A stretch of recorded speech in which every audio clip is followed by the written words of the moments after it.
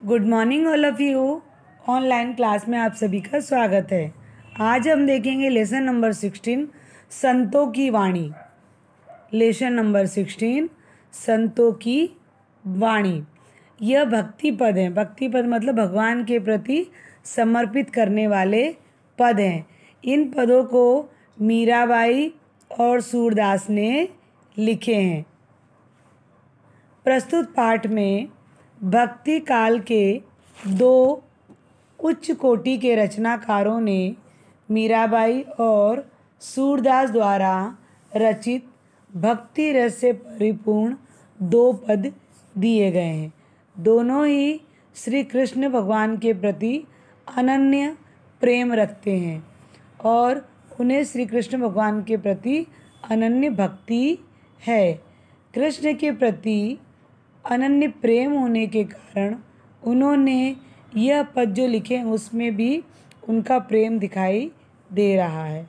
तो हम सबसे पहले मीराबाई का पद देखेंगे कि मीराबाई ने पद में क्या लिखा है। ठीक है, पहली लाइन तो हमारी जो पिक्चर में जो गाना आता है अमिताभ बच्चन का, उसके अंदर पहली लाइन तो सूट हो रही है ना।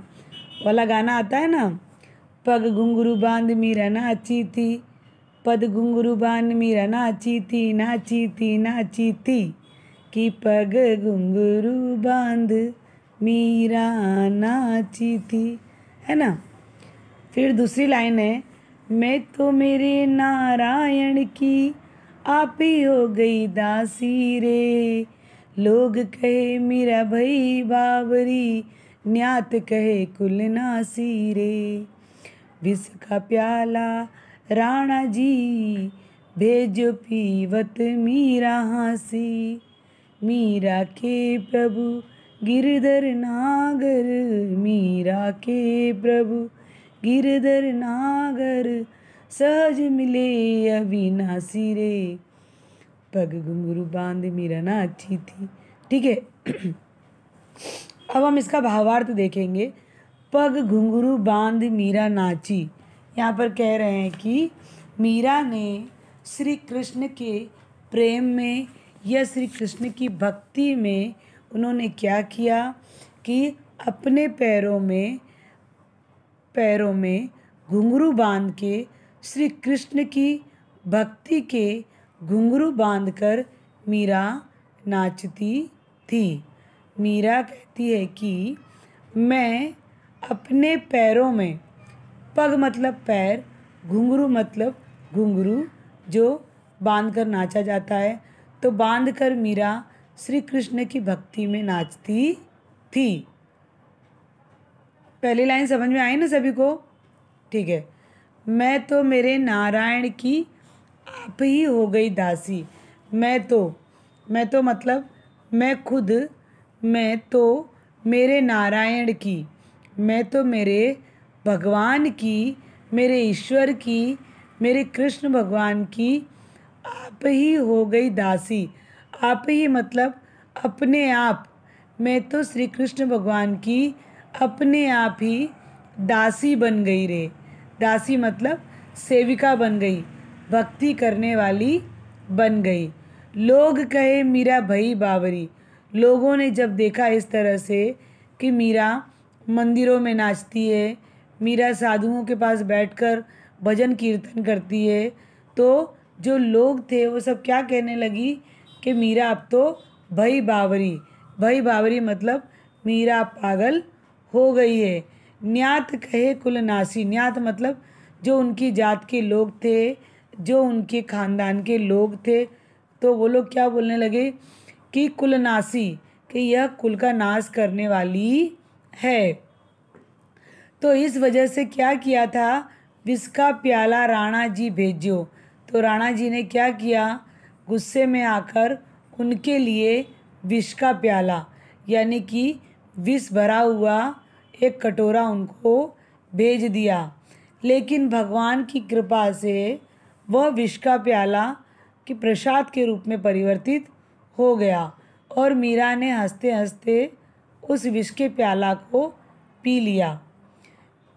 मीरा के प्रभु गिरधर नागर सहज मिलन अविनाशी। मीरा कहती है कि मुझे बचाने वाला मेरा प्रभु, मेरा श्री कृष्ण, गोवर्धन पर्वत को धारण करने वाला वह अविनाशी है।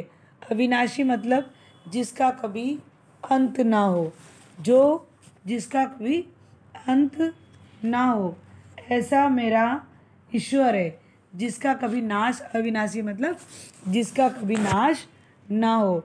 ऐसा मेरा श्री कृष्ण भगवान है कि जिसकी थोड़ी सी भक्ति करने पर भी वह हमें अपना बना लेता है। इस तरह से मीराबाई इस कविता में कह रही हैं कि कविता में क्या कह रही है मीराबाई कि मैंने तो श्री कृष्ण के नाम के घुंघरू बांध लिए हैं और मैं नाच रही हूँ। बोलती है मैं तो श्री कृष्ण भगवान की अपने आप ही उनकी दासी बन गई हूँ। लोगों ने कहा ये तो हो गई है पागल, और कितने लोगों ने, मेरे खानदान के लोगों ने कहा मुझे कुल का नाश करने वाली है। इसी वजह से राणा जी ने मुझे विष का प्याला दिया और मीराबाई ने उस विष के प्यालों को हंसते हंसते पी लिया। लेकिन भगवान उनकी रक्षा करने वाले, उन्हें कुछ भी नहीं हुआ।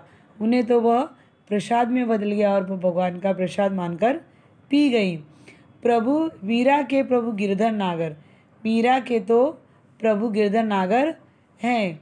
सहज मिले अविनाशी, थोड़ी सी भक्ति करने पर मेरे प्रभु ऐसे जो जिनका कभी नाश नहीं होगा।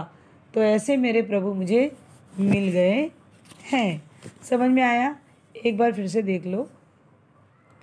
मीरा कहती हैं कि मैं अपने पैरों में कृष्ण भक्ति के घुंघरू बांध कर नाचती हूँ। मैं तो अपने नारायण अर्थात श्री कृष्ण भगवान की दासी बन गई हूँ। मीरा के नाचने गाने को देखकर लोग कहते हैं कि मीरा पागल हो गई है, जो मंदिरों में नाच और गा रही है। मीरा के कुल खानदान वाले कहते हैं कि मीरा कुल का नाश करने वाली है, कुल की इज्जत डुबाने वाली है। मीरा के व्यवहार को न समझ सकने वाले उनके गृह स्वामी राणा ने मीरा को मारने के लिए जहर का प्याला भगवान कृष्ण का प्रसाद बनाकर भेजा। मीरा उसे हंसते हुए पी गई। कृष्ण की कृपा से उनका कुछ भी नहीं हुआ। मीरा कहती हैं कि हमारे प्रभु श्री कृष्ण भगवान जो गोवर्धन पर्वत को धारण करने वाले हैं, वे अविनाशी हैं और मुझे थोड़े से प्रयास से ही वे प्राप्त हो गए हैं। मीरा की भक्ति श्रेष्ठ है, ईश्वर अविनाशी है और संसार नाशवत है। आगे देखेंगे हम दूसरा पैराग्राफ। जो दूसरा किसने लिखा है? दूसरा सूरदास ने लिखा है। दूसरा किसने लिखा है? सूरदास ने लिखा है। सूरदास भी श्री कृष्ण भगवान के अनन्य भक्त थे। जिस तरह से मीरा श्री कृष्ण भगवान की भक्त थी, वैसे ही सूरदास भी श्री कृष्ण भगवान के भक्त थे। जसोदा हरि पालने झुलावे, सूरदास जी कहते हैं जसोदा मतलब यशोदा मैया, हरि पालने झुलावे, हरि मतलब श्री कृष्ण भगवान को पालने झुलावे, पालने में झुला रही हैं झुला रही हैं। माता यशोदा श्री कृष्ण भगवान को पालने में झुला रही हैं। हलरावे दुलरावे मलरावे, जोई सोई कछु गावे। हलरावे मतलब हिला रही हैं, फिर दुलार कर रही हैं, दुलार मतलब प्रेम कर रही हैं, उन्हें हिला रही हैं। और मलरावे मतलब कोई ना कोई जो मन में आता है। जोई सोई मतलब जो कुछ भी मन में आता है वह गीत गाती हैं। उन्हें सुलाने के लिए वो उन्हें हिला रही हैं, उन्हें दुलार कर रही हैं, उन्हें प्रेम कर रही हैं। मलरावे मतलब उन्हें स्नेह कर रही हैं। जोई सोई कछु गावे, जो मन में आता है वह उसे गाने लगती हैं। मेरे लाल को आओ निंदरिया, नींद को कहती हैं निंदिया। आओ मतलब आओ मेरे लाल को, तो नींद को कहती नींद आ जाओ और मेरे लाल को सुला जाओ। मेरे लाल को आओ निंदरिया, मेरे लाल को नींद क्यों नहीं आ रही है?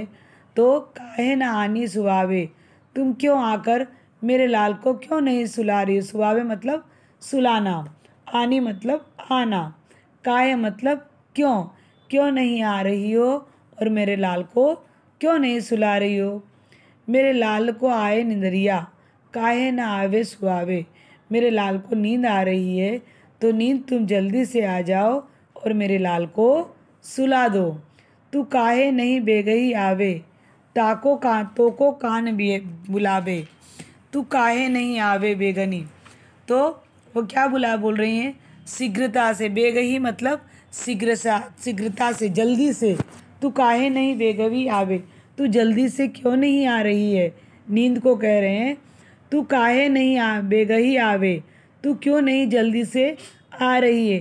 तो को कान बुलावे, तो को मतलब तुझे, कान्हा मतलब कन्हैया बुला रहे हैं।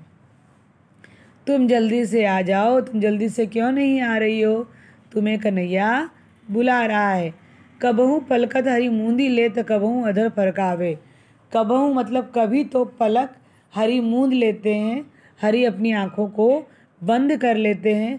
कबहू अधर फरकावे, कभी अपने अधर मतलब होंठ को फरकावे मतलब इधर उधर करने लगते हैं। सोवत जानी मौन के रहिए, जैसे ही उन्हें पता चलता है यशोदा माँ कि सोने जा रहे हैं तो वहाँ पर जितने भी लोग बैठे हैं सभी को यशोदा माता क्या बोलती हैं कि चुप हो जाओ। मौन मतलब चुप हो जाओ। सोवत जानी, उनको ऐसा लगा कृष्ण भगवान सो रहे हैं। सोवत मतलब सो रहे हैं, जानी मतलब जानकर, उनको ऐसा लगा सो रहे हैं तो सब लोगों को मौन है तो सबको चुप करा रही हैं। करी करी सेन बतावत, इशारा कर करके, करी करी मतलब कर करके, सेन मतलब इशारा करके बता रही हैं। सबको बोल रही हैं कि श्री कृष्ण भगवान सो रहे हैं, तुम सब लोग चुप हो जाओ। ही अंतर अकुलानी उठे हरि, इसी बीच, यही अंतर मतलब इसी बीच, अकुलानी मतलब व्याकुल होकर, उठे हरि, और हरि भगवान श्री कृष्ण भगवान खड़े हो गए। जसुमती मधुर गावे, फिर जसुमती उन्हें सुलाने के लिए फिर से उन्हें थपथपाती हैं और मधुर गाना गाने लगती हैं।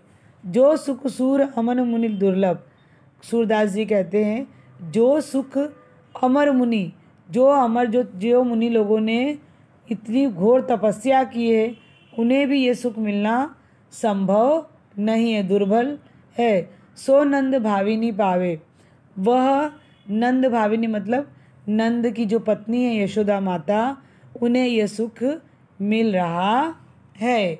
समझ में आया।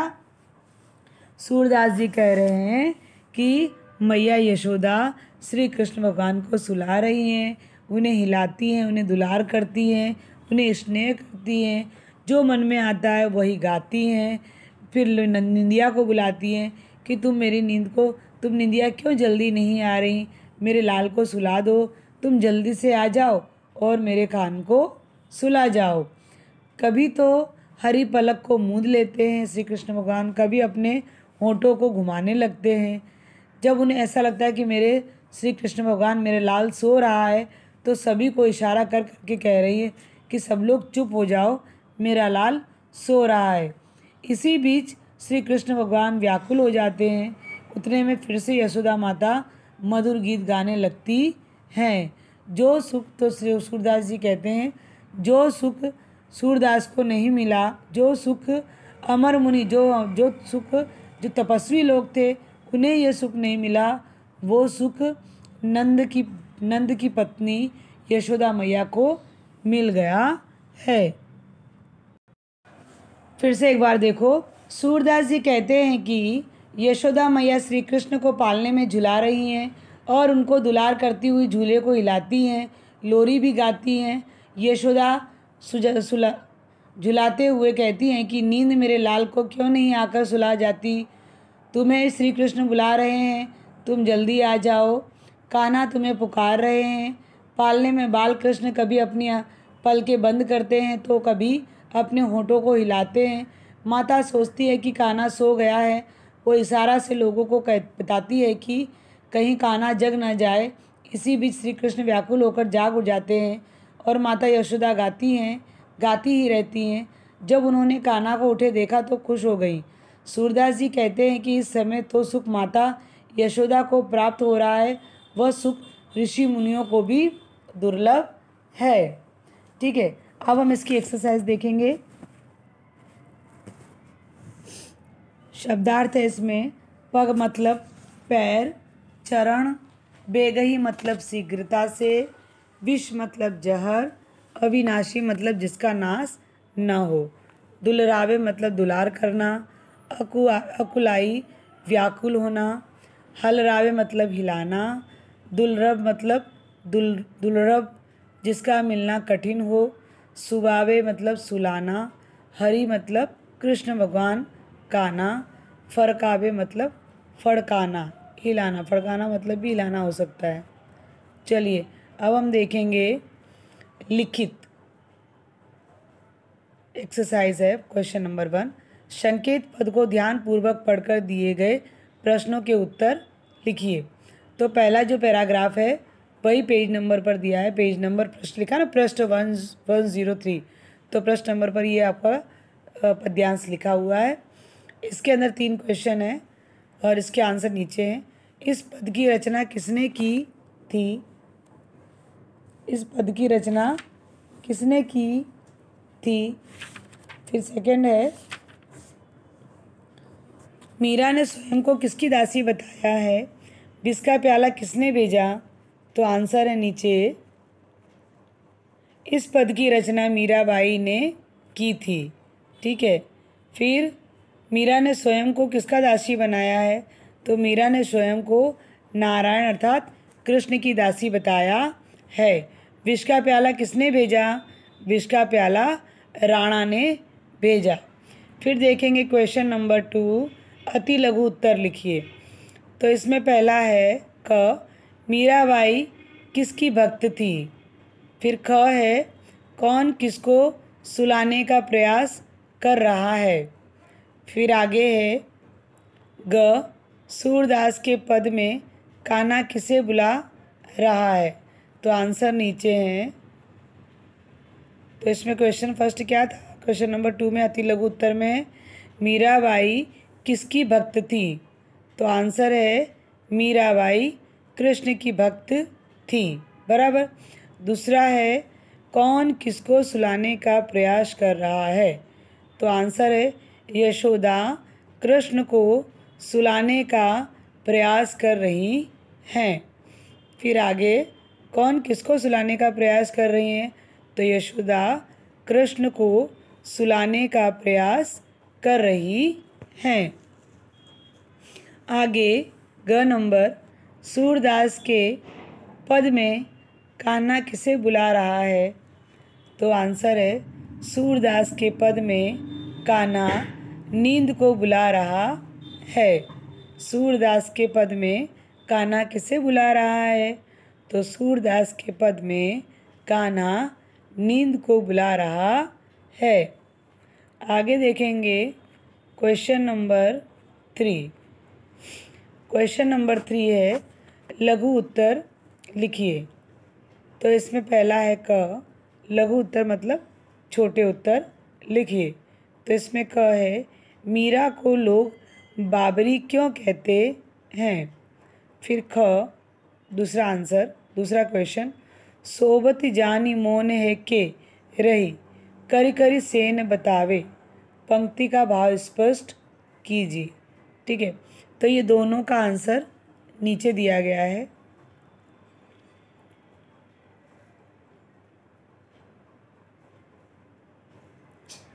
तो इसमें पहला क्वेश्चन है, क्वेश्चन नंबर 3 में क्वेश्चन है, मीरा को कौन लोग बाबरी क्यों कहते हैं? तो आंसर है, मीरा को लोग बाबरी इसलिए कहते हैं क्योंकि वे कृष्ण के प्रेम में डूबकर पैरों में घुंघरू बांधे नाचती हैं और स्वयं को कृष्ण का दासी बताती हैं। फिर से देखेंगे हम, मीरा को लोग बाबरी क्यों कहते हैं? तो आंसर है, मीरा को लोग बाबरी इसलिए कहते हैं क्योंकि वे कृष्ण के प्रेम में डूबकर पैरों में घुंघरू बांधे नाचती हैं और स्वयं को कृष्ण की दासी बताती हैं। फिर आगे हम देखेंगे क्वेश्चन नंबर 2। सोबती जान मोन है के रही, करी करी सेन बतावे। पंक्ति का भाव स्पष्ट कीजिए। तो प्रस्तुत पंक्ति का अर्थ है कि कृष्ण झूले में लेटकर आंखें मूंद लेते हैं। इस प्रकार कृष्ण को सोया हुआ जानकर यशोदा मुंह से न बोलकर इशारे में बताती हैं। फिर से क्वेश्चन 2, सोबती जान मोन है कि रही, करी करी सेन बतावे। तो इसका आंसर है, प्रस्तुत पंक्ति का अर्थ है कि कृष्ण झूले में लेटकर आंखें मूंद लेते हैं। इस प्रकार कृष्ण को सोया हुआ जानकर यशोदा कृष्ण मुंह से न बोलकर इशारों में बात बताती है। ठीक है, आगे हम देखेंगे क्वेश्चन नंबर 4, जो दीर्घ उत्तर लिखे हैं उसमें से आपको ये पूरा स्किप करना है। ये आपको क्वेश्चन नंबर 4 दीर्घ उत्तर लिखिए, ये आपको लिखना नहीं है। जितना भी हमने आगे किया सब कुछ इसमें आ गया है। ठीक है, इसीलिए ये हमें लिखना नहीं है। क्वेश्चन नंबर 4 हमने छोड़ा है, तीनों नहीं लिखना, क ख ग तीनों ही हमें आंसर क्वेश्चन के आंसर नहीं लिखने, इसलिए मैंने यहाँ पर रोंग का निशान लगाया है। ठीक है, लगाया है ना। ये आपको कुछ भी करना नहीं है, स्किप है हमारा। ठीक है ना, ये पूरा स्किप है। ठीक है, समझ में आया आप लोगों को, ये स्किप है। चलिए, अब हमारा ये पूरा समाप्त हुआ, ये हमने ख़त्म कर दिया। ठीक है, हमारा जो ये था पंक्तियाँ थी, जो दोहे थे वो हमने ख़त्म कर दिए हैं, दोहे हमारे कंप्लीट हो गए हैं।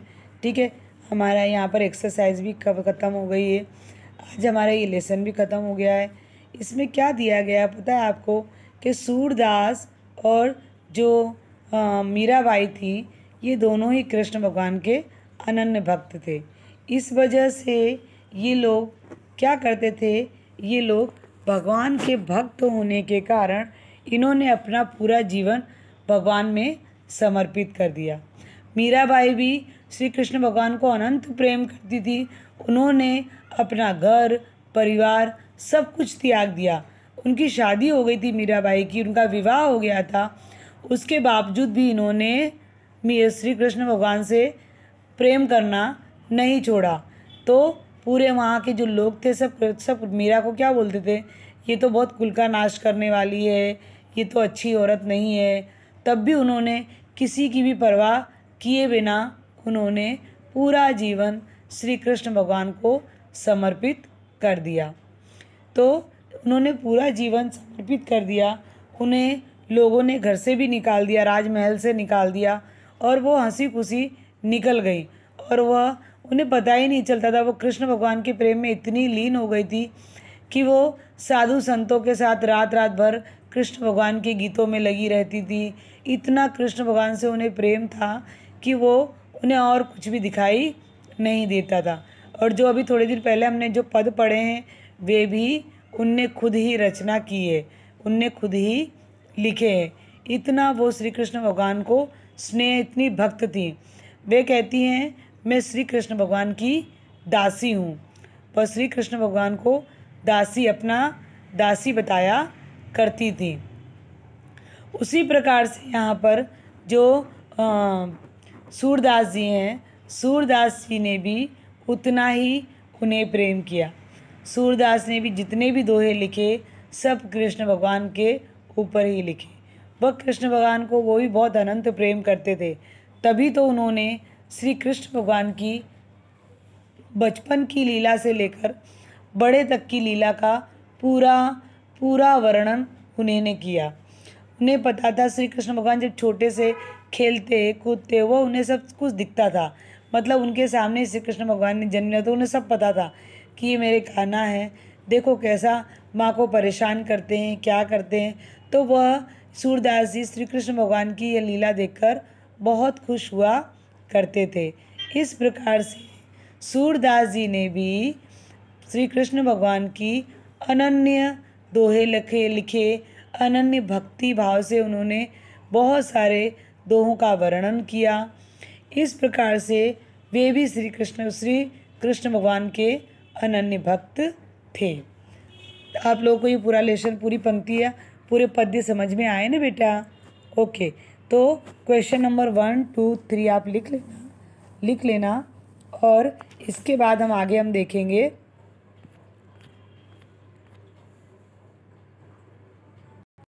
क्वेश्चन नंबर 4 हमने कट किया था। अब हम देखेंगे भाषा ज्ञान में, ठीक है? तो इसमें पहला है, हिंदी में प्रयुक्त निम्नलिखित शब्दों की मूल स्रोत उचित भाषा बोली के नाम पर सही निशान लगाइए। तो कैंची कौन सी भाषा का है? तो तुर्की भाषा, ठीक है? कैंची तुर्की भाषा का शब्द है। आगे अंग्रेजी भाषा का शब्द। चाय चीनी का। बाल्टी पुर्तगाली भाषा का। डॉक्टर अंग्रेजी भाषा का। जहर तो फारसी भाषा का, ठीक है? अब देखेंगे क्वेश्चन नंबर 2। सूरदास कृष्ण के अनन्य भक्त थे। अपनी रचना में उन्होंने ब्रज भाषा का प्रयोग किया है। मीरा के पदों में राजस्थानी भाषा का स्पष्ट प्रभाव दिखाई पड़ता है। पदों में प्रयुक्त कुछ शब्द नीचे लिखे गए हैं, इनके उचित हिंदी शब्द लिखिए। पग का उचित हिंदी शब्द क्या है? पैर। बाबरी पागल। दुलरावे दुलार दुलारना। हलरावे हिलाना। सुआवे सुलाना। बुलावे बुलाना। आगे नाची नाचना। पीवत पीना। बेगही शीघ्रता, ठीक है? फिर आगे हम देखेंगे क्वेश्चन नंबर 3। क्वेश्चन नंबर 3 में है, जो शब्द हर्ष, शोक, भय, घृणा आदि भावों का बोध कराते हैं उन्हें विस्मयादिबोधक शब्द कहते हैं। विस्मयादिबोधक शब्द मतलब समझते हो ना? एक लाइन बनाकर उसके नीचे बिंदी लगा दी जाती है, ठीक है? तो यहाँ पर हमें सही शब्द लिखकर ये जगह को भरना है, ठीक है? तो फर्स्ट क है, अरे आप यहाँ कैसे? दूसरा, वाह कमाल कर दिया। उफ कितनी गर्मी है। दीर्घायु हो, भगवान तुम्हें सुखी रखे। खबरदार माखन को छूना नहीं। आहा कितनी हरियाली है। देखा आपने? फिर से देखिए, अरे आप यहाँ कैसे? वाह कमाल कर दिया। उफ कितनी गर्मी है। दीर्घायु हो, भगवान तुम्हें सुखी रखे। खबरदार माखन को छूना नहीं। आहा कितनी हरियाली है। आगे देखेंगे हम क्वेश्चन नंबर 4। शब्दों के एक एक वर्ण को अलग अलग करके लिखना वर्ण विच्छेद कहलाता है। शब्दों के एक एक वर्ण को अलग अलग करके लिखना वर्ण विच्छेद कहलाता है। जैसे मीरा, तो म प्लस ई, क्योंकि म के मी पीछे ई निकला तो वो भी एक वर्ण है, इसीलिए उसे भी अलग किया जाएगा, ठीक है? तो मी ई निकला तो म प्लस ई, ठीक है? फिर मीरा, रा पीछे आ निकला तो र प्लस आ, ये मैंने आपको सिखाया भी है, ठीक है ना? तो आप देखेंगे नीचे दिए गए शब्दों का वर्ण विच्छेद कीजिए। तो जसोदा, तो ज प्लस पीछे अ निकल रहा है तो ज प्लस अ। फिर सो ओ निकला, स प्लस ओ।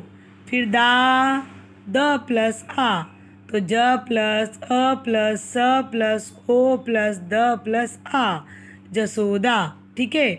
फिर बावरी, तो बा का क्या होगा? ब प्लस आ, बा। फिर ब, तो ब प्लस अ, री। तो र प्लस छोटी बड़ी ई, बड़ी की मात्रा तो बड़ी ही आएगी, छोटी की मात्रा तो छोटी ही, ठीक है? ब प्लस आ प्लस व प्लस अ प्लस र प्लस ई बावरी। प्रभु प प्लस र प्लस अ भ प्लस उ प्रभु। ठीक है। गिरिधर ग प्लस ई प्लस र प्लस ई प्लस ध प्लस अ प्लस र प्लस अ गिरधर। ठीक है। यहाँ पर हमारा यह लेसन समाप्त होता है। इसी के साथ मैं अपनी वाणी को विराम देती हूँ। अस्तु। धन्यवाद।